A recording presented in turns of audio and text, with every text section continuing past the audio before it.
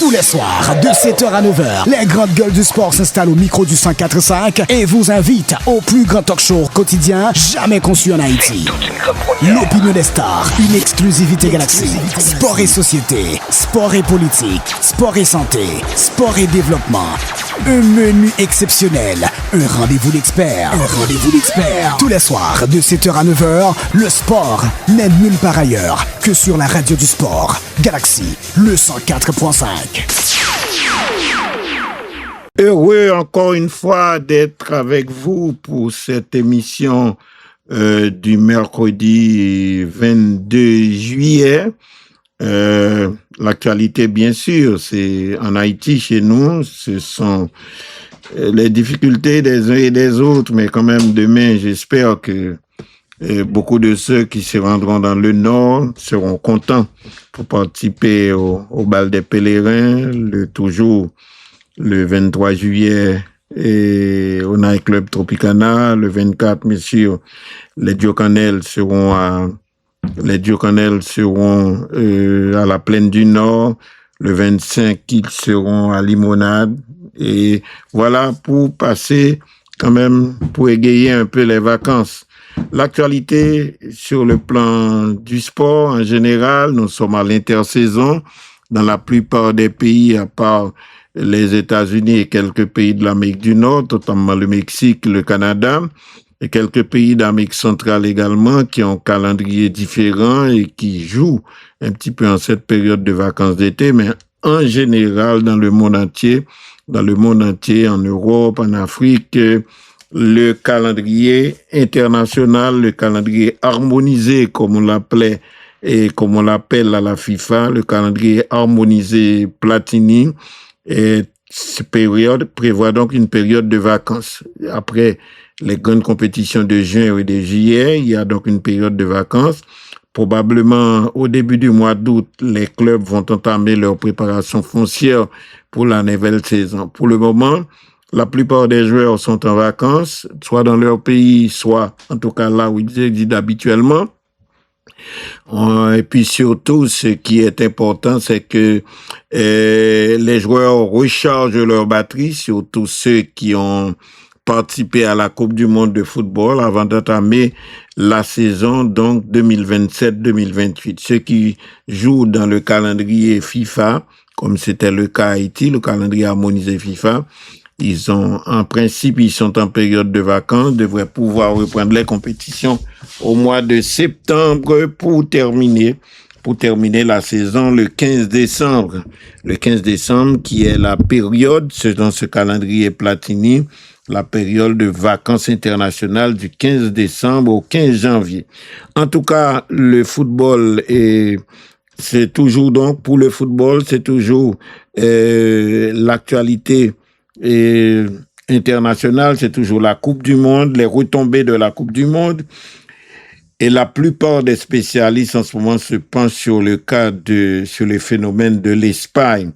L'Espagne connaît une situation extraordinaire. Elle vient d'être couronnée championne du monde. Elle n'a concédé qu'un but. Et finalement, donc, est championne d'Europe, championne du monde, ce qui est un palmarès impressionnant. Et on a même l'impression que l'Espagne sera encore au rendez-vous avec une équipe jeune, une équipe de talent, une équipe qui est bien préparée, une équipe qui paraît complète, devait pouvoir s'imposer dans les compétitions internationales. Une courte pause, après nous revenons pour le développement de l'actualité. Tous les soirs, de 7h à 9h, les grandes gueules du sport s'installent au micro du 104.5 et vous invitent au plus grand talk show quotidien jamais conçu en Haïti. L'opinion des stars, une exclusivité Galaxy. Sport et société, sport et politique, sport et santé, sport et développement. Un menu exceptionnel, un rendez-vous d'experts. Tous les soirs, de 7h à 9h, le sport n'est nulle part ailleurs que sur la radio du sport. Galaxy, le 104.5.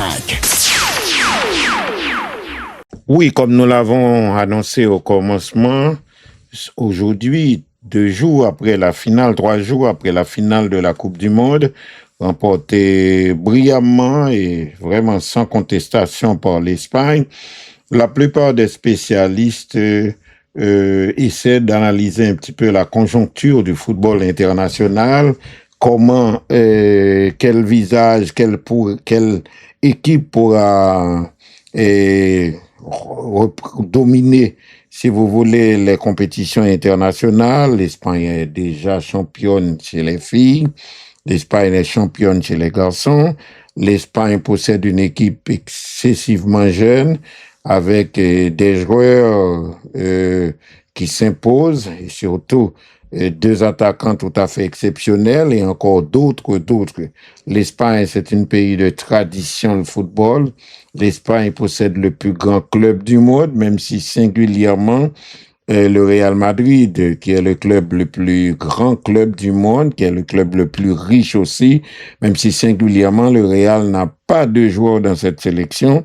Et peut-être en raison du fait que le Real a connu une saison tout à fait blanche et surtout que les rares qui se sont distingués dans cette équipe du Real ont été souvent des étrangers. Mais on a l'impression, beaucoup de spécialistes pensent que l'Espagne est au sommet du football mondial pour longtemps et longtemps encore, puisque l'Espagne a la chance de disposer d'un entraîneur national, d'un sélectionneur qui connaît bien son groupe, il connaît le groupe par cœur. Il a encore des joueurs, les joueurs les plus importants de l'Espagne, donc les joueurs qui sont des cadres, qui sont la base de l'équipe, sont encore très jeunes. Et l'Espagne a tout ce qu'il faut pour imposer donc une hégémonie et exercer un règne au sommet du football mondial, à moins, comme le football n'est pas une science exacte, comme le football, les prédictions ne se confirment pas toujours, mais l'Espagne a toutes les armes pour signer un long bail, pour rester longtemps au sommet du football international. Ce dont les Espagnols ont toujours rêvé, une sélection, un football qui s'impose enfin au niveau le plus élevé, championne d'Europe et du monde. L'Espagne possède donc une génération qui a des arguments pour se maintenir au sommet, qui ne manque pas de qualité, qui a de l'expérience et qui joue dans des clubs de haut niveau. Si l'Espagne, toujours grand goût, et tellement les grand goût le besoin de victoire, évidemment, puisque jeune Nio, toujours envie de gagner.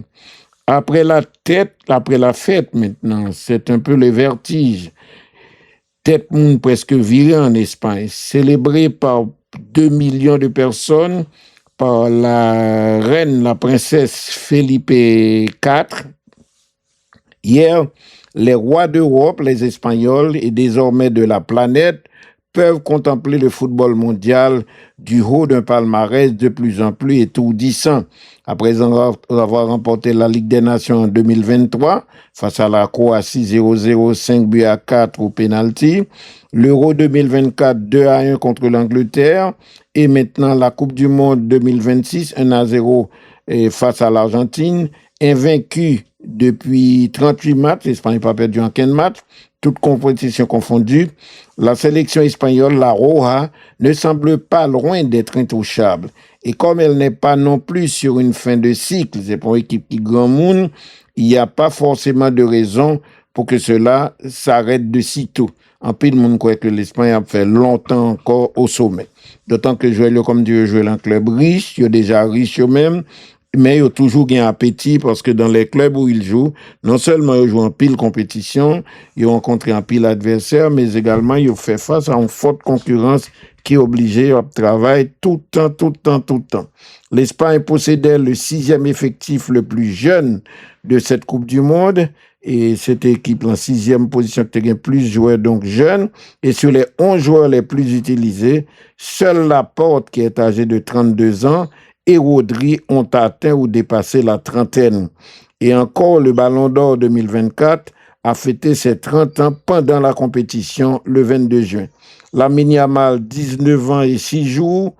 Par Koubassi, 19 ans et 178 jours, sont quant à eux entrés dans l'histoire en devenant les 3e et 4e plus jeunes joueurs à être titulaires lors d'une finale d'un mondial. Seulement, les 2 jeunes Espagnols ont été devancés par le Brésilien Pelé, qui a joué une finale de Coupe du Monde à 17 ans et 149 jours en 1958, et le défenseur italien le stopper, et Giuseppe Bergomi, qui avait 18 ans et 201 jours en 1982, lorsqu'il avait joué la finale de la Coupe du Monde.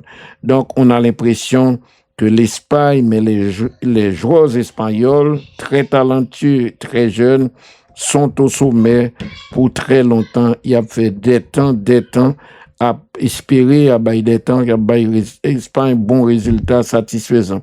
Le plus effrayant dans cette histoire et le plus important à souligner est assurément le fait que la sélection espagnole a réussi à être championne du monde alors que sa principale arme de l'euro, à savoir, je était plus important pour lui la Coupe d'Europe là, et à savoir des ailes de feu, lui a fait défaut. Gêné par ses adducteurs, en effet, depuis des mois, Nico Williams n'a pu réellement revenir qu'à l'occasion de la finale où il a signé une entrée supersonique, puisque c'est lui qui, dans les prolongations, a marqué le but victorieux permettant à l'Espagne d'être championne du monde. Quant à Lamine Yamal, qui a été blessé à la cuisse, on se le rappelle, à la cuisse gauche le 22 avril, il a couru après sa meilleure forme tout au long de la compétition. Il n'a pas fait un mauvais tournoi, au contraire, et ses fulgurances, ses accélérations ont incarné une menace constante qui a facilité la vie de ses partenaires ou rendre partenaires plus libérés, ce qui ne se voit pas dans les statistiques. Mais il n'a pas brillé autant qu'à l'Euro, ni autant que les autres mégastars de ce mondial. Lamine, je veux lui exprimer ma gratitude, disait l'entraîneur Luis de la Fronte. Je voulais remercier lui. Il a joué un grand football qui nous a vraiment aidés. Il s'est vraiment sacrifié pour le collectif et à mon avis, il a disputé une grande Coupe du Monde. Il était fixé son paquet de défenseurs sous lui. Chaque temps qu'il y a un ballon, ou pas qu'à quitter Lamine Yamal avec un seul monde, et ces barrières l'oublier. Obligé donc des fois au 3-4 en étage à essayer de barrer. Malgré ça, il n'a pas souvent réussi. Simon a eu moins d'arrêts, gardien, et Unai Simon a eu moins d'arrêts à réaliser dans tout le tournoi que Martinez durant la finale. Donc, nous avons moins pendant tout le tournoi, presque pas de shoot pour le faire, alors que Martinez a gagné la finale. Sans la meilleure version de ses ailiers et sans un grand Pedri, l'Espagne a déroulé un football moins flamboyant, un football plus froid, mais terriblement efficace. Le fait qu'Unai Simon, le gardien, ait eu moins d'arrêts à réaliser dans tout le tournoi, il a réalisé 10 arrêts dans le tournoi, alors qu'Emiliano Martinez, durant la finale, fait 11. Donc Simon fait moins d'arrêts dans tout le tournoi que Martinez, qui en finale là seulement a gagné 11 arrêts. C'est assez significatif. Donc cette équipe d'Espagne est une machine tellement bien rodée qu'elle peut tourner même quand quelques joueurs importants ne sont pas là. L'équipe peut tourner sans certaines individualités, y compris ses maîtres à jouer, qui est Rodri, le meneur de jeu. Le joueur de Manchester City, irrésistible sur la phase à élimination directe, a retrouvé son éclat dans ce système comme si de rien n'était, alors qu'il n'avait plus été titulaire dans un match de compétition officielle avec l'Espagne depuis sa rupture des ligaments croisés en septembre 2024. L'Espagne est un grand joueur et elle a pile réserve derrière. Si la sélection espagnole peut survivre aux blessures ou aux méformes de ses meilleurs joueurs, l'entraîneur est sans doute pour beaucoup. C'est peu dire que ce coach qui entraîne l'Espagne connaît parfaitement son groupe de joueurs. Lui qui a été champion d'Europe I-19 en 2015, il était champion déjà avec Rodri, avec Unai Simon et Mikel Merino déjà. Il prend des joueurs idoines pour incarner son idée footballistique. Selon ses termes, il ne cesse de les cajoler, clame haut et fort, posséder le meilleur entrejeu du monde, le meilleur milieu de terrain du monde et 3 des 5 meilleurs gardiens de la planète. Sa calinothérapie fonctionne à merveille, y compris chez les joueurs à qui il ne laisse que des miettes. Il prend responsabilité entraîneur en charge Luis de la Fuente. Après le match, les joueurs d'ailleurs, le coach a déclaré, après le match, les joueurs m'ont demandé, nous avons tout gagné, coach, dans toutes les catégories. Qu'est-ce qu'on a de plus à gagner maintenant? Et puis, il pas répondre. Le mystère est un homme hors du commun, expliquait Simon dimanche. Il a su gérer les émotions de tous les joueurs. Il a été notre leader et notre exemple à tous. Ces joueurs l'ont d'ailleurs balancé dans les airs lors des célébrations à Madrid et à l'arrivée de la délégation. Il aura bientôt son visage tatoué sur une partie du corps de Marc Cucurella.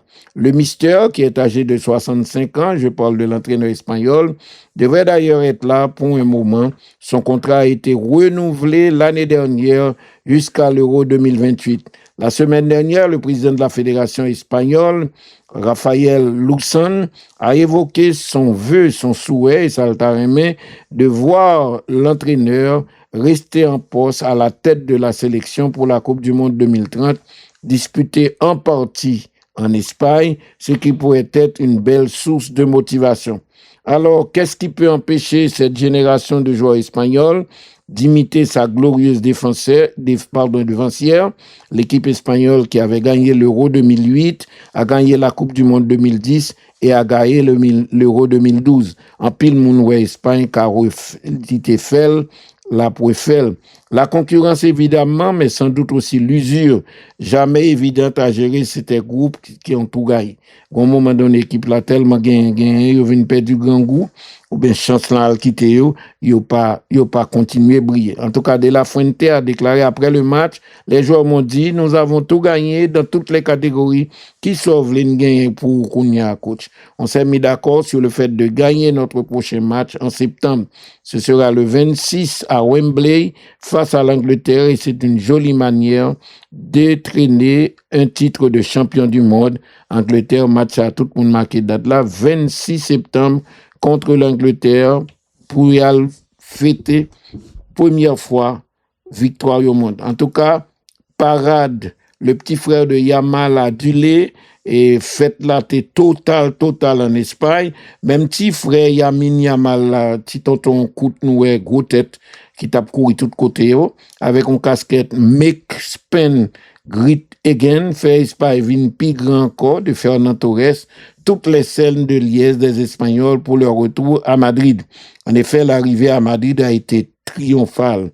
Après leur victoire en finale de la Coupe du Monde à New York, dimanche dernier, face à l'Argentine, les joueurs espagnols sont entrés à Madrid entre parade et visite du roi Philippe IV à son palais, où les scènes ont été vraiment les scènes de liesse, de joie et les festivités ont été remarquables au retour des nouveaux champions du monde. L'Espagne a retrouvé donc avant-hier lundi ses champions du monde, vainqueur de l'Argentine de Lionel Messi en finale du mondial la veille. Arrivé des États-Unis ce lundi à 14h30, médaille autour du cou. Les joueurs ont atterri à Madrid et sont descendus sur le tapis de l'aéroport, un à un, derrière leur entraîneur Luis de la Fuente, leur capitaine Rodri pour la traditionnelle photo d'arrivée avec le trophée de la Coupe du Monde. Après avoir déjeuné dans un hôtel au centre-ville de Madrid, les joueurs espagnols ont été reçus et dans la soirée au palais de la Zarzuela, dans la banlieue de Madrid, par le roi Felipe IV, son épouse Laetitia et leurs filles, les princesses Léonore et Sofia, toutes les deux vêtues du maillot de la sélection espagnole. Après avoir échangé avec le roi et pris quelques photos, la sélection a entamé son défilé à bord d'un bus dans les rues bondées de millions de gens dans la capitale espagnole, Madrid. On estime que près d'1 million de personnes se sont rassemblées pour célébrer le retour de leur champion du monde. Au milieu d'une marée de supporters, tous vêtus aux couleurs de la sélection, la Roja, le bus orné des inscriptions « Roi du monde » et les étoiles brillent ensemble a lentement fait son chemin vers la célèbre place de Cibélé, tandis que certains supporters s'étaient installés à leur balcon pour ne rien manquer du défilé. Des pancartes insolites ont été aperçues et même brandie par les joueurs. Sur une d'entre elles était écrit le combat de l'année 7, Paredes contre Gavi, en référence à l'altercation entre les deux joueurs après le coup de sifflet final de la veille. Brandi par Fabien Ruiz, la pancarte a visiblement amusé les Espagnols et particulièrement Lamine Yamal qui semblait avoir envie de voir ce combat. Sur le dos de cette même pancarte était représenté de manière christique le jeune Kane, petit frère de Lamine Yamal, devenu sensation des réseaux sociaux en Espagne pour ses réactions après les victoires de l'Espagne. Ce morceau de carton, comme tant d'autres à l'effigie de Kane, a bien fait rire le numéro 10 du Barça et ses coéquipiers. Ferran Torres, le sauveur de la Roja, homme du match et auteur du seul but de cette finale 2026, lui avait déclaré « On ne touche pas plus terre depuis notre départ de New York, nous tellement gain pied nous pas toucher terre ». La réception officielle à Moncloa, siège du gouvernement espagnol, où les champions ont été accueillis par le Premier ministre Pedro Sanchez.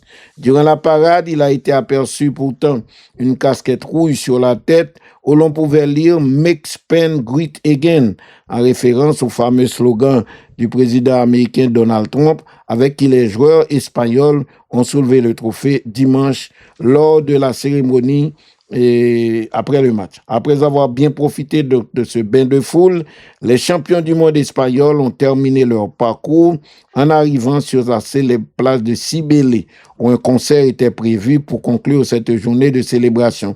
Pour assurer la sécurité de l'événement, autant des policiers, 2050 policiers étaient mobilisés. En plus, il y avait 4 sergents de la garde civile qui avaient été présents pour assurer la sécurité des champions du monde. Et puis, on a remarqué également un grand nombre d'artistes espagnols ont rejoint les joueurs sur scène pour célébrer jusqu'au bout de la nuit. En fait, total, plus d'1 million d'Espagnols ont fêté leur héros. Pourtant, l'Argentine, nous en parlerons un peu plus tard dans cette émission, l'Argentine et les Argentins n'ont pas été tellement déçus. Ils ont estimé que dans les circonstances que connaît l'Argentine, joueurs fait ça, ils étaient capables. Et dans l'Argentine, il y a eu beaucoup de festivités pour accueillir les joueurs. Il est vrai que l'Argentine devra repartir à 0, puis c'est un cycle qui se termine en ce moment, avec probablement le départ probable à la retraite de Messi. Après sa défaite en finale de la Coupe du Monde contre l'Espagne, l'Argentine va devoir partir un petit peu dans l'inconnu et surtout entourant le cas de Lionel Messi qui ne dit pas ce qu'il va faire et Lionel Scaloni, l'entraîneur, qui est toujours dans l'incertitude. Après la défaite en finale de la Coupe du Monde contre l'Espagne, les incertitudes entourant Lionel Messi et Lionel Scaloni jettent un flou et nous paraît clair dans l'avenir de la sélection argentine qui semblait lui arriver l'enfin en période, l'enfin en cycle. Et maintenant, sa déception donc à peine ravalée, l'Argentine tout entière s'interroge sur l'avenir de la sélection. Pas tant à cause de la défaite concédée en finale de la Coupe du Monde, mais plutôt du fait que l'incertitude entourant la situation de 2 éléments importants du dispositif argentin. Lionel Messi, dont on ne sait pas si à 39-40 ans, il pourra continuer, et surtout Lionel Scaloni, qui a amené l'équipe quand même à la victoire en Coupe du Monde en 2022 et qui est passé très court à hisser quand même, a permis à l'équipe de se hisser jusqu'en finale. Est-ce que deux messieurs sont Messi et Scaloni a prêté là tout le temps? En tout cas, dans les coulisses du MetLife Stadium où se jouait la finale dimanche soir, une question était sur toutes les lèvres. Le capitaine de la sélection allait-il annoncer sa retraite internationale au sortir de ce qui s'apparaissait à sa dernière apparition en Coupe du Monde? La question est restée en suspense. Comme la totalité de ses coéquipiers, la Pulga Messi n'est pas passé en zone mixte, cet espace où les joueurs généralement ont toujours à répondre à une question journaliste après les matchs. Les joueurs n'étaient pas d'humeur à parler, on peut les comprendre. C'est ça, entraîneur Scaloni dit, il était déçu. Donc, le seul avenir, c'est l'entraîneur Scaloni qui vient parler avec les journalistes. Les larmes de Messi à l'issue de la remise des médailles ont ajouté aux spéculations. Elles s'expliquent par la désillusion de ce nouvel échec en finale, probablement, et aussi parce qu'il savait que c'était sa dernière grande sortie internationale. Et à plusieurs reprises pendant la compétition, quelques-uns de ses partenaires, des joueurs, des coéquipiers de Messi ont lâché des petites phrases sur leur dernier mondial de Léo, et insinuant une logique implicite et raisonnable pour un joueur qui est âgé de 39 ans, il est très difficile d'imaginer qu'il pourrait encore être là en 2030. Et surtout, son entourage ne dit aucun mot sur ce que fera Léo Messi. En revanche, sa prolongation avec l'Inter de Miami, la prolongation de son contrat jusqu'en décembre 2028, pas laisser nous penser qu'il est capable de jouer la Copa América dans 2 ans. La balle est dans le camp de l'ancien joueur de Barcelone et du Paris Saint-Germain, actuel de Miami, de l'Inter de Miami. Scaloni a déjà dit, résumant l'avis général des décideurs de la Fédération argentine, que Messi, le ballon d'or qui a remporté 8 fois le ballon d'or de France Football, avait gagné le droit de choisir quand il veut partir. Il a breté, s'il voulait, mais il a droit à tout chercher et quitter ça parce qu'il rend en pile service. Interrogé sur le sujet l'avant-veille de la finale, l'entraîneur argentin avait répondu « Qu'est-ce que j'en sais? Il faut demander à Messi lui-même. Je ne sais quoi vous dire. C'est une question pour lui. Pour l'heure, aucune tendance ne fuite et l'entourage du joueur est vraiment muet auprès de ses réseaux habituels. Dans le stade même où l'intéressé avait déjà annoncé sa retraite internationale, nous songez Messi a annoncé en 2016, 10 ans de cela que l'a quitté boule, que l'a quitté football, mais l'a quitté sélection, pardon, mais après, il était fait marche arrière, il veut à l'évidence ne rien précipiter et prendre du temps. Donc, il voulait peser décision avant de courir parler. La vérité est que j'ai besoin de méditer, dit-il, car je ne sais pas si je vais pouvoir faire quelque chose d'aussi grand comme j'ai l'habitude de le faire. La même réflexion du côté de Scaloni, l'entraîneur qui est pourtant assez jeune, qui a 48 ans, sous contrat jusqu'en décembre prochain. L'entraîneur argentin faisait l'objet d'une offre de prolongation. On l'avait même annoncé à un moment donné au Real Madrid. Il pourrait venir et monnayer ses talents et son expérience dans un grand club en Europe. En tout cas, il temporise à donner un élément de réponse. J'ai une idée de ce que je veux faire. Je vais terminer mon contrat qui se termine en décembre avec la sélection argentine et ensuite on verra. Et dimanche, c'est ce qu'il a déclaré lors d'une conférence de presse où il n'a pas pu retenir ses larmes.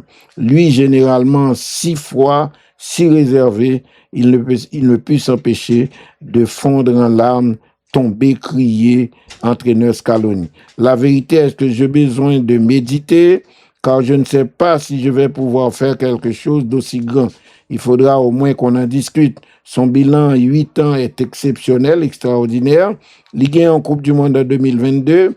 Il finalise donc vice-champion du monde en 2026. Il remportait déjà 2 Copa América en 2021 et 2024, plus il a gagné en demi-finale en 2019, ainsi que le disputant l'autre finale, en grande finale Europe-Amérique du Sud en 2022.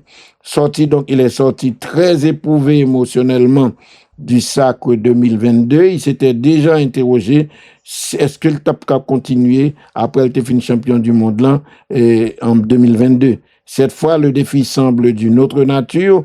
Pour continuer, il faut plein de choses qui t'a réunir, notamment arriver à repartir de zéro, reformer un groupe comme celui-ci. Ce sera très difficile et ce qui me désole au fond de moi. Et tout processus se termine. Celui-ci a été merveilleux, incroyable. On fait tout ça, on est capable.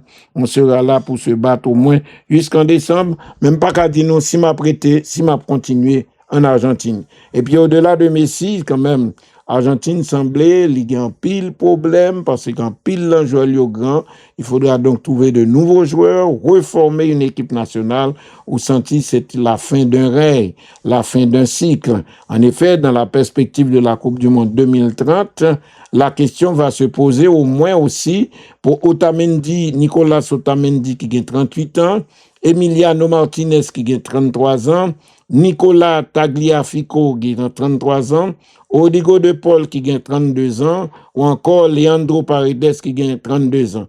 Avec les déjà expérimentés Enzo Fernandez, Alexis McAllister, Julian Alvarez, Lautaro Martinez et l'arrivée de jeunes comme Franco Mastantuono, Claudio Echeverri, Gianluca Prestianini ou Majer Carino, l'Argentine vice-championne du monde U20 en 2025, a de la ressource. L'Argentine toujours un joueur, toujours bagaille, mais est-ce que vraiment mariage l'a fait, est-ce que l'a continuer sur la lancée? Et puis d'autres joueurs qui font leurs adieux à la compétition tout au moins internationale. En effet, on annonce que Ochoa, le célèbre gardien de la sélection du Mexique, a décidé pour lui la sélection c'était fini. 6 Coupes du Monde, il jouait déjà. Et puis, il s'en va. Il a décidé de raccrocher. Le gardien du Mexique, Guillermo Ochoa, met un terme donc à sa carrière à 41 ans. Guillermo Ochoa, qui a participé à sa 6e et dernière Coupe du Monde en 2026, a annoncé hier soir qu'il mettait un terme à sa carrière. Le gardien qui a évolué en France, à Ajaccio, entre 2011 et 2014, a accumulé 154 sélections avec l'équipe nationale du Mexique. Guillermo Ochoa, qui vient de participer à sa 6e Coupe du Monde, au record qu'il détient conjointement avec Cristiano Ronaldo, Léo Messi, a annoncé donc hier soir, mardi, à 41 ans, mettre un terme à sa carrière. J'ai tout donné dans mes clubs et dans la sélection et aujourd'hui, je rends mes gants, a déclaré Ochoa dans un message sur les réseaux sociaux, mettant un terme à sa carrière étalée dans 9 clubs et 7 pays. Il a cumulé 154 sélections. J'ai tout donné avec le Mexique. Contrairement à Ronaldo et Messi qui ont participé à toutes les rencontres avec leur sélection, les deux autres âgés qui ont participé à toutes les rencontres de leur sélection lors du mondial, Ochoa n'est entré qu'en toute fin de rencontre lors du dernier match de poule sans enjeu du Mexique. J'ai l'impression que son bail symbolique l'était fait. Déjà qualifié, le Mexique était déjà qualifié à la 78e minute de jeu, donc Ochoa n'a joué que 12 minutes pour être célébré dans le stade Aztec de Mexico. Déjà en 2010, en Afrique du Sud, il avait été retenu pour le mondial, mais il n'avait discuté aucune rencontre de la compétition. À noter qu'il a joué dans plusieurs pays. Il a été notamment remarqué à l'AC Ajaccio, club français. Le natif qui est né à Guadalajara, international depuis 2005, qui évoluait au club chypriote de l'AEK Limassol, a commencé sa carrière au Mexique en 2004. Il est aussi passé par la France, à Ajaccio. Il est passé par l'Espagne, la Belgique, l'Italie, le Portugal. En 2007, il est devenu le seul à séjour mexicain nommé au Ballon d'Or, 30e avec un point. Réputé pour sa solidité sur sa ligne de but, grâce à ses parades réflexes foudroyantes, un peu comme Johnny Placide, Ochoa est devenu célèbre lors de la Coupe du Monde 2014 au Brésil, où il a réalisé un match resté dans ses mémoires contre le pays hôte, le Brésil, en phase de poule 0-0. En 2018, il avait renforcé sa légende avec un auto-tour de force contre l'Allemagne, battu par le Mexique 1-0. Et puis, des critiques, même si je ne sais pas quoi qu'il y a des gens qui battent Infantino dans l'élection qu'a faite là, parce que dans toute fédération qui range école met moun parler et moun qui parle aimé football a toujours aimé moun c'est recette, c'est plus match, c'est plus ouais, plutôt que faire football jouer. En tout cas, le président de la Ligue espagnole, peut-être le président de la Ligue la plus riche du monde, a fustigé la FIFA. Ils sont en train de détruire l'industrie du football. Javier Tebas, le patron de la Ligue, donc le championnat professionnel espagnol, critique violemment la FIFA qui envisage une Coupe du Monde à 64 équipes. Dans une interview accordée à la Gazeta dello Sport, Javier Tebas, le président de la Liga, a accusé la FIFA, dirigée par Gianni Infantino, de détruire l'industrie du football, alors que des discussions sont en cours pour que le Coupe du Monde en 2030 se joue avec 64 équipes. Javier Tebas n'est pas connu pour pratiquer la langue de bois. Il l'a une nouvelle fois montré. Le président de la Liga espagnole, qui est âgé de 63 ans, a accordé une interview à la Gazeta dello Sport, publiée ce mardi. Invité à commenter les discussions sur une possible Coupe du Monde à 64 équipes en 2030, Tebas n'a pas retenu ses coups contre la FIFA. Augmenter le nombre des équipes nationales n'a aucun sens. L'industrie du football ne se résume pas à la Coupe du Monde. Aussi importante soit-elle, ils sont en train de détruire l'industrie du football, celle qui génère des dizaines de milliers d'emplois. Pour événement, la Coupe du Monde. La Coupe du Monde, finalement, ne dure que 40 jours et ne concerne qu'une petite minorité de joueurs, alors que championnat, tout le temps, ça, championnat, c'est eux qui fait jouer, vivre toute année.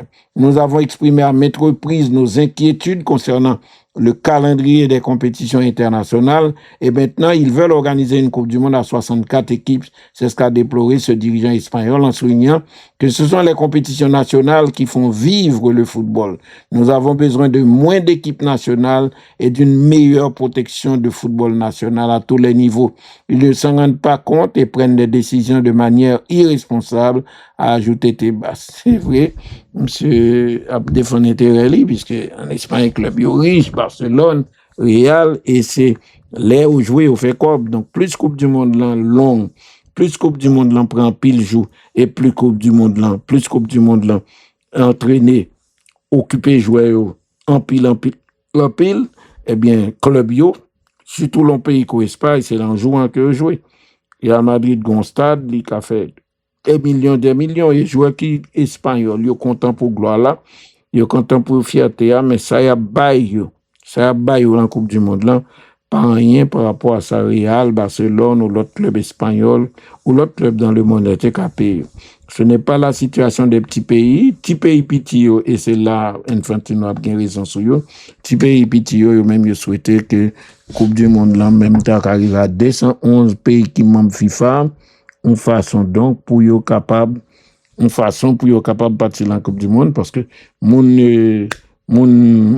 en général mon pays qui pauvre yo son gros bagaille comme on qualifié pour Coupe du Monde, ça pas gain prix, d'autant que contrairement à joueurs qui sorti en Coupe, pays Angleterre, Espagne, il y a gagné un cob en Coupe du Monde, c'est vrai, mais il pas un gros cob par rapport à ça yo fait les a joué dans le club. Tandis que tu pays yo, espoir yo, c'est jouer compétition ça yo. Non seulement plus au cas jouer nos contrats à l'étranger, mais également même premier bail là, il y a pas le bail jouer yo. Lorsque yo bail jouer au prime non, yo pas jamais toucher un cob comme ça. Donc, imaginons un haïtien qui vient, j'en ai dit à $5,000 par jour, ou quand un haïtien est arrivé jusqu'en quart de finale, eh bien, il a fait 30 jours de football, $5,000 par jour, nèg la gon cob pour les prendre l'autre monde retravel. En tout cas, ils sont en train de détruire l'industrie du football. Javier Tebas parlait et protestait en pile. Nous avons exprimé à maintes reprises nos inquiétudes concernant le calendrier. Lui-même, les besoins de championnat à jouer, parce que le responsable de Ligue professionnelle, au Real Madrid, là, jouer comme la fin pile cob, et jouer en fin pile cob. Donc, pas qu'on ait comment ça pourrait le finir, mais et comme ces pays ont décidé de siège championnat, ces pays ont décidé qui côté a fait championnat, et probablement FIFA va le faire voter tout sous quantité, voilà. Il y a tout petit pays qui a fait pas bon yo, qui a espoir à la mondiale, faut faire parler de yo, pour présenter sur la scène mondiale, probablement il n'y a pas prouvé principe 64 équipes là. C'est vrai, pour nous-mêmes journalistes, pour les amoureux, les puristes qui aiment le football, il y a un problème, nous pas conserver en pile image en tête nous de ça pour passer la coupe de tellement de matchs, il y a des jours 4 matchs, pas songer qui belle action, qui ça, d'autant que le football est devenu universel, il y a tout joué à peu près même système de jeu, vedette yo pas exprimé tellement, donc ou pas songer match, on a du mal à suivre, mais Étant donné que c'est ça que fait au parler d'un pays, c'est ça qui fait payer avant scène. Et puis surtout, il permet des joueurs qui ont talent, qui ont qualité, mais que le monde pas connaît. Il y a une visibilité qui peut permettre de joindre, faire ou et peut-être un club à joindre un avantage pour eux. D'autre part, et l'Argentine, on s'attendait à ce que l'Argentine soit furieuse contre les Argentins soient furieux après cette défaite en finale de la Coupe du Monde. Ce n'est vraiment pas le cas, car Argentins yo sorti content pour l'équipe. Au lendemain de la finale, donc, perdue par la sélection argentine contre l'Espagne à New York, la presse argentine a rendu un hommage aux joueurs de Lionel Scaloni, tout en s'inquiétant de la fin du cycle qui se profile pour la sélection argentine, le fait que Meta Joueli Papla, qui soit éternel, c'est ça yo dit de joueurs, nous souhaitons que yo vienne éternel, ils sont une fierté nationale, nous n'avons rien à reprocher, des remerciements éternels lundi avant-hier donc et aujourd'hui, les journaux argentins ont repris à l'unisson le sentiment qui a animé les Argentins qui, dans une grande fête, ont rendu hommage à leur sélection aux quatre coins du pays et dimanche, lundi et jusqu'à aujourd'hui. En dépit de la défaite, les quotidiens même généralistes ont sacré la quasi-totalité de leur édition du jour, les journaux, à la sélection, à l'instar du traditionnel journal La Nation qui lui a dédié 30 pages et même un supplément. La sélection n'a pu défendre sa couronne face à une Espagne qui a mieux joué, qui a dominé, qui a sailli de toutes parts pour finalement être un champion mérité. C'est ce qu'on lit dans ce quotidien sportif Olé. La presse salue à l'unanimité la prestation de l'équipe d'Espagne et en particulier celle du milieu de Manchester City, Rodri. La presse argentine également reconnaît que la sélection argentine a livré une prestation qui a manqué de football, mais qui a débordé de cœur. Yo goumé, yo bataille, yo mettez tout cœur dans la bataille là, mais le constat c'est que yo était plus bon passé nous. On a manqué de football, mais on a joué avec notre cœur. Un constat teinté d'une bonne foi presque surprenante dans un pays qui n'a pas la réputation d'être le meilleur perdant. Ça va faire un pile observateur étonné que Argentin yo félicité, yo senti au content pour prestation équipe yo a été, pour une fois ils ont été donc raisonnables. Mais les regards des médias argentins, en plus de félicitations à Bajoyo, les médias des journaux argentins sont tournés vers une autre image que celle de la sélection espagnole sauvant le trophée. C'est celle de Messi, médaille d'argent autour du cou, lors de la cérémonie après le match, les yeux rivés vers la tribune et Messi qui est ému jusqu'aux larmes. Il criait. Le départ de leur maître à jouer fait l'objet de toutes les inquiétudes. Derrière les lauriers de Messi, un vide asphyxiant se profile. Qui moun n'a gagné, a écrit le journaliste Christian Grosso dans les colonnes du journal de La Nation. Pour le journaliste Claudio Mori, Messi a décroché le plus difficile auprès des Argentins. Il a reçu de l'affection et de la reconnaissance. Retour avorté donc pour les Argentins, une reconnaissance que l'Argentine aurait aimé lui manifester en personne. Le retour au pays de la sélection argentine et de ce capitaine considéré comme héroïque, notamment après la victoire en demi-finale face à l'Angleterre. Et le retour donc de la sélection argentine était très attendu. Les Argentins les auraient accueillis comme des vainqueurs et le président Javier Milei avait même annoncé dimanche soir que le jour serait déclaré férié en fonction de ce que décident les joueurs. Mais minés par la défaite d'après les médias locaux, plusieurs des joueurs, dont Lionel Messi, ne sont pas montés dans l'avion qui a décollé lundi en direction de Buenos Aires, même si Messi devait arriver quelques instants plus tard, mais plutôt dans un avion privé. À contre-courant de la presse internationale, les quotidiens argentins ont couvert d'éloges cette génération de joueurs et a mis les projecteurs sur la fin d'un cycle, celui de Lionel Messi qui a probablement joué et dimanche son dernier match en Coupe du Monde après 20 ans de participation à la compétition.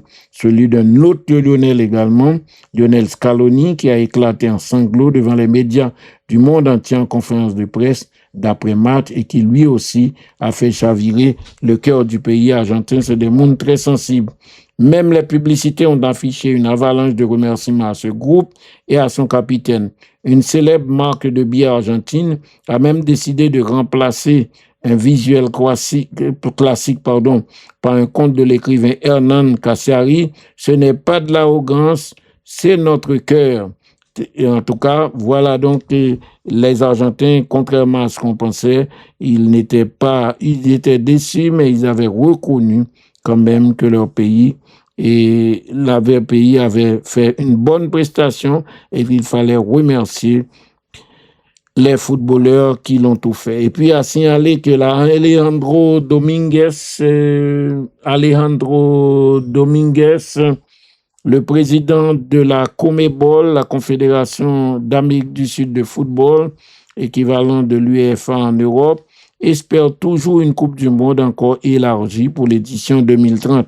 Dans un message sur X, Alejandro Dominguez, le président de la Confédération d'Amérique du Sud de football, l'instance de football sud-américaine, a profité de la fin de la Coupe du Monde 2026 pour revenir à la charge avec une idée, obtenir l'élargissement de 48 à 64 pays participants à l'édition de 2030, qui se tient principalement en Espagne, au Portugal et au Maroc, avec quelques matchs au départ en Uruguay, en Argentine et au Paraguay. Il porte d'une grande opportunité pour le football pour célébrer le centenaire de la Coupe du Monde avec une compétition à 64 équipes. Cela permettrait aux Sud-Américains d'avoir plus de matchs sur leur continent. En avril 2025, la CONMEBOL avait formulé une demande en ce sens à la FIFA, mais le dossier n'a jamais été tranché.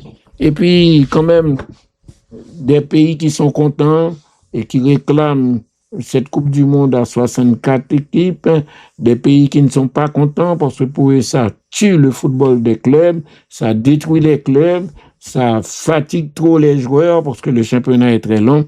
Les points de vue sont partagés en fonction des intérêts. En Europe, c'est club qui fait jouer au vivre, c'est club qui fait football la vivre.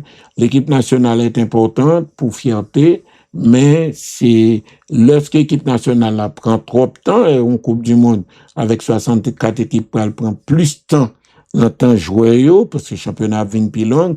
Mais lorsque le championnat plus long que jouer prend trop de temps dans la sélection nationale, première conséquence c'est club qui perd du corps, qui ne pas qu'à répondre à budget. Le président de la Ligue espagnole, c'est le président des championnats espagnols là.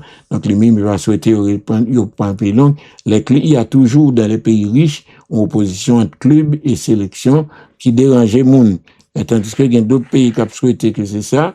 Et pas qu'à un point de vue vraiment, parce que nous l'autre, en 2030, même si le nombre est augmenté, mais la qualification sera plus difficile. Parce que cette fois-ci, Mexique, États-Unis, Canada, pays qui ont plus gros moyens, ils ont été qualifiés d'office. Qu'on y a, même si augmenté l'équipe à 64 équipes, il y a peut-être mettre à 64, ça fait à peu près 16 équipes en plus. Peut-être il y a mettre plus pays qu'on CACAF là-dedans, de 8 possibilités. Nous avons passé à 10 possibilités de qualification. Mais quel que soit le cas, la difficile parce qu'en pile pays fait progrès, des pays n'ont pas de connaître en football, en pile du tout vini, qui pas de connaître faire résultat en football, comment ça fait. Donc, l'arrivation sera toujours difficile. Tout Haïti a une sélection à reconstruire. Il y a des joueurs qui sont déjà âgés, qui ont déjà annoncé leur retraite. Et puis, il faudra bien les remplacer, tant qu'il s'agit de joueurs à des postes importants. Il faudra également donc trouver une équipe. Et puis, ça ne se fait pas non plus. Et toute chose pour Haïti conserver qu'on y a, c'est d'abord sélection nationale là. D'accord, tout le monde faut comprendre que sélection nationale là, nous pas gain temps pour nous dormir.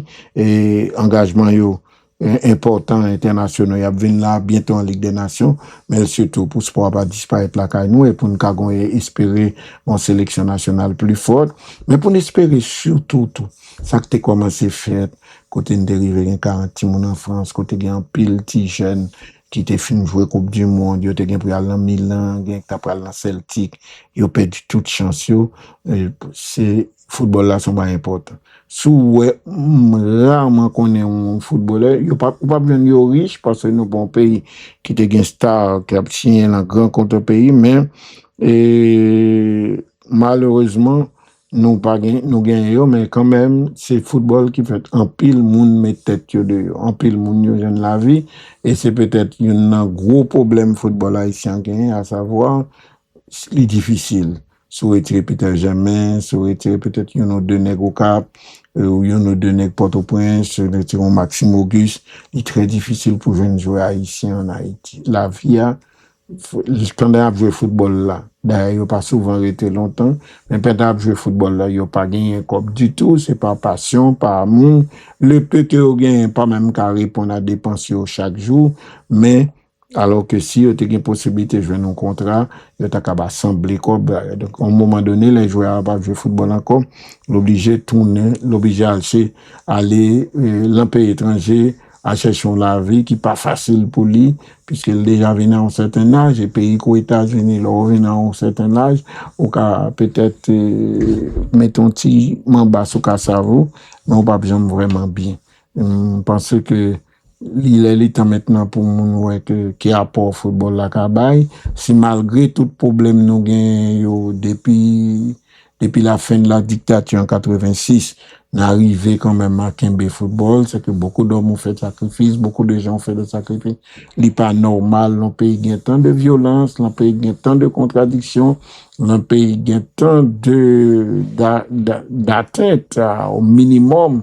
Et tout problème ça au pays a gagné et puis pour nous sport a rapprocher nous y'en a l'autre sport a permettre nous fleurir sport a permettre nous aider en pile petit jeune mettre tête yo y aller nous pas gain si jeune qui entraîner nous pas gain 12 ans pas gain 13 ans pas gain 14 ans au point que me surpris les annonçons équipe haïtienne pour jouer pour équipe là soit ou douter de ça comme 15 ans 16 ans ou soit tout simplement ou pas qu'à faire rien leur arriver non ou pas ils vont distance parce que même là pour ta fait coquin on mettait un joueur surâgé joueur déjà gain il est un grand-père à l'âge d'être père il est un senior à l'âge d'être cadet. Première conséquence ça gagne, il pas de marge de progression.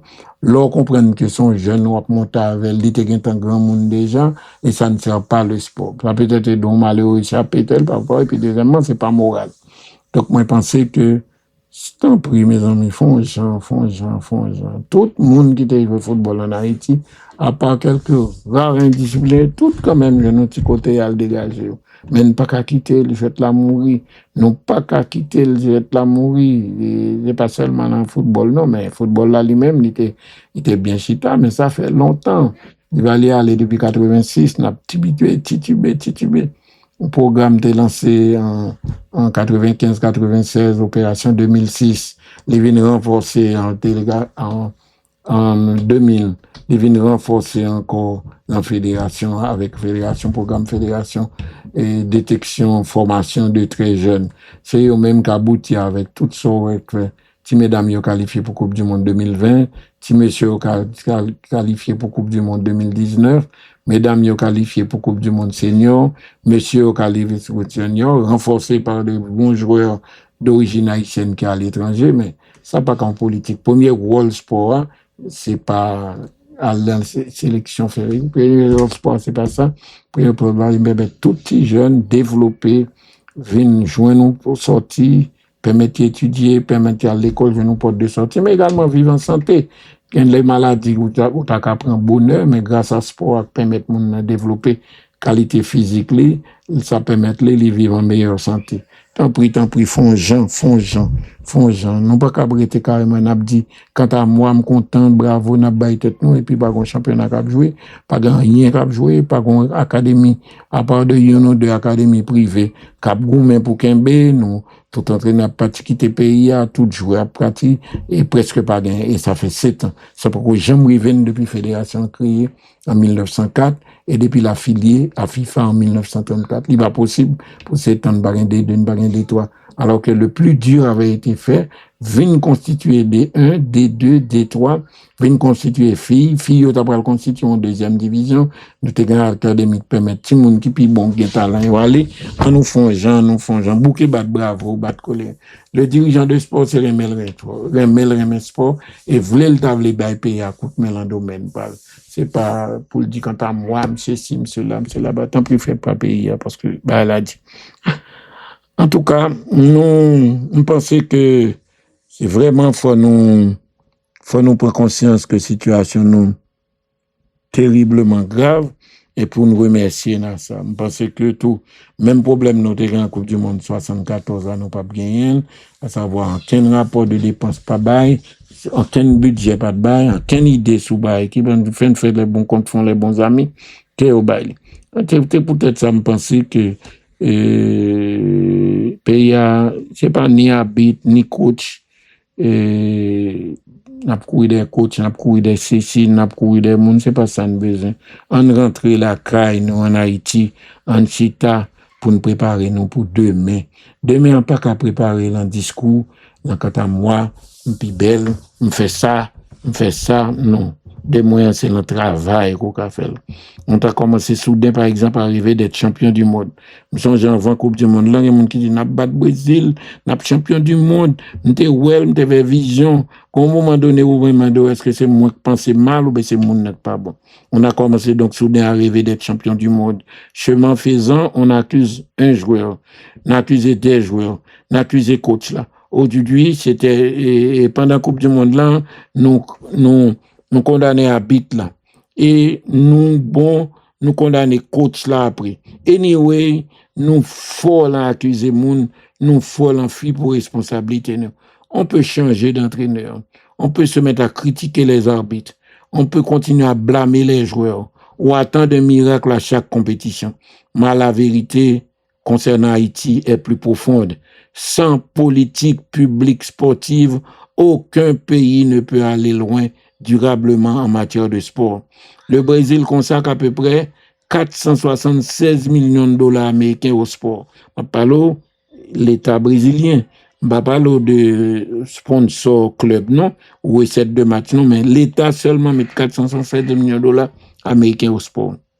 L'Écosse, qui était notre adversaire, dispose d'un fonctionnement public jusqu'à 95 millions de dollars et il va le faire monter 94 millions de dollars, il prévoit de mettre 53 millions en plus.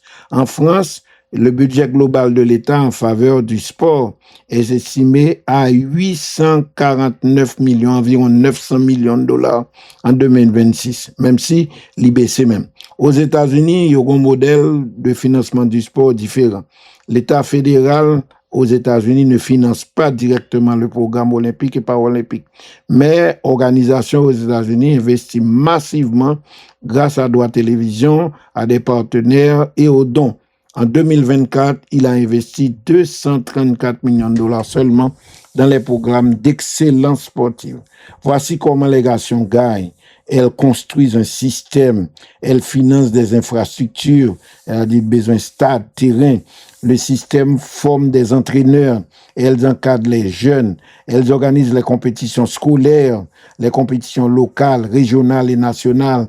Les nations gagnent en détectant les talents très tôt. Elles donnent aux joueurs des terrains, des ballons, des soins, de la discipline, de la méthode, de l'espoir, des chaussures, des ballons. Mangez tout, la caïpane. Chez nous, trop souvent, on veut récolter sans avoir semé. On veut des victoires sans stade. On veut des joueurs prêts sans académie. On veut des résultats sans championnat structuré. On veut une sélection nationale forte sans politique sportive nationale. Le problème n'est donc pas seulement l'arbitre, ce n'est pas seulement le coach, ce n'est même pas seulement le joueur. Le vrai problème, c'est l'absence en Haïti d'un projet sportif national. Et puis, donc, je pense qu'on y a, comme nous rentrons là, nous essayons de faire des stades, construisons des terrains dans les écoles, organisons le sport dans toutes les communes, finançons les clubs, c'est pas jamais fait, formons des éducateurs, après ça nous formons le plus souvent découragés, pas encouragés, quitter pays, donnons aux enfants un espace pour courir un espace pour jouer. Pour tout le monde tomber, pour lever, pour rêver. Les joueurs pousseront, les champions viendront. Un pays ne gagne pas par hasard, un pays gagne parce qu'il prépare la victoire. Est-ce que nous pas un joueur qu'on y a dit nous, qu'il est en compétition pour devenir ballon d'or? Ça n'a été sorti. Ça n'a été pareil. Il était pareil. Donc nous avons fait en pile comme ça. En tout cas, on relève des têtes, nous bouquet battre l'estomac, nous, parce que nous parlons, nous collons l'entraîneur comme si l'entraîneur a fait un bagage pour nous. Ça nous pas gagner jouer, ça nous pas gagner championnat, ça nous pas gagner proposition, ça nous pas former monde. En tout cas, relais sous qu'on nous m'a parlé, sorti de sommeil. La Coupe du Monde, l'Argentine a été accueillie donc par des milliers de supporters, on le disait tantôt. Malgré sa défaite en finale de la Coupe du Monde, l'équipe de football de l'Argentine a paradé dans les rues de Buenos Aires. Des milliers de supporters les ont accueillis sous l'appui hier lundi et avant hier lundi et hier mardi. Lionel Messi, Rodrigo De Paul, certains joueurs, c'est vrai, ont manqué à l'appel, mais tout le monde content. Et puis la Coupe du Monde, du point de vue recette, a été extraordinaire, même s'il était cher pour tout le monde. Il a estimé, par exemple, rien qu'en finale, un record d'audience a été battu pour la finale de la Coupe du Monde 2026, qui a attiré, combien de monde qui regarde le match à la télévision? 63 millions de téléspectateurs. La finale de la Coupe du Monde entre l'Espagne et l'Argentine, et dimanche dernier, a attiré un nombre record de téléspectateurs aux États-Unis. Selon les responsables des télévisions, les diffuseurs, ce sont en tout 63 millions de personnes qui ont regardé l'événement, un record mondial pour le football. La finale de la Coupe du Monde 2026 entre l'Espagne et l'Argentine a battu les records d'audience aux États-Unis. Selon les chiffres communiqués par Fox, qui détenait les droits, et Telemundo, qui avait les droits en espagnol, la rencontre finale a attiré un total de 63 millions de téléspectateurs. Un record absolu pour du football aux États-Unis. Le record précédent, établi lors de Belgique, États-Unis en 8e de la compétition, qui était quand même de 42 millions, a ainsi été largement battu. Tout le monde qui a regardé les championnats, tout le monde qui a regardé les matchs dans la télévision, c'est gros pays. Dans le détail, donc, 38,9 millions de téléspectateurs ont regardé la rencontre sur Fox, diffuseur anglophone officiel aux États-Unis. Tandis que le diffuseur en espagnol, Telemundo, a attiré 23,9 millions de personnes. La précédente finale de la Coupe du Monde en 2022 avait réuni 22 millions de téléspectateurs. Fois ça, c'est 42 millions. Donc, en pile, monde a regardé le match là. Et si les chiffres du mondial restent loin de ceux du devant, le Super Bowl, le championnat américain, la progression du football aux États-Unis ne demeure pas moins très concrète à l'issue de la compétition. Malheureusement, l'heure nous rejoint, l'heure nous fait la guerre. Nous ne pouvons pas continuer, mais demain, on sera encore au rendez-vous pour d'autres faits concernant l'actualité du sport sur Galaxy. D'ici là, nous vous souhaitons une bonne soirée, passez une agréable nuit, et puis pas dormir. Lever en demander l'État, en demander des responsables, toute fédération prend responsabilité. Le sport qui permet que nous améliorer l'image pays, qui permet de changer la situation pays, qui permet en pile jeune joindre la vie, mais pas arrêter à battre. La Coupe du Monde, c'est une étape importante, certes, mais en nos efforts, sport la caille, nous, en nos sport droit de cité, en nous faire, nous capables de faire là-bas. Si nous voulons, nous pouvons faire parce que nous aimons le sport, nous souhaitons qu'il y a toujours qu'à bailler bourrade pour aller et sauver en pile. Nos pays pauvres tant que nous, seul ce qui a sauvé nous, sport c'est une là-dedans. Merci, bonne nuit à vous tous. Tous les soirs, de 7h à 9h, les grandes gueules du sport s'installent au micro du 104.5 et vous invitent au plus grand talk show quotidien jamais conçu en Haïti. L'opinion des stars, une exclusivité Galaxy. Sport et société, sport et politique, sport et santé, sport et développement. Un menu exceptionnel, un rendez-vous d'experts.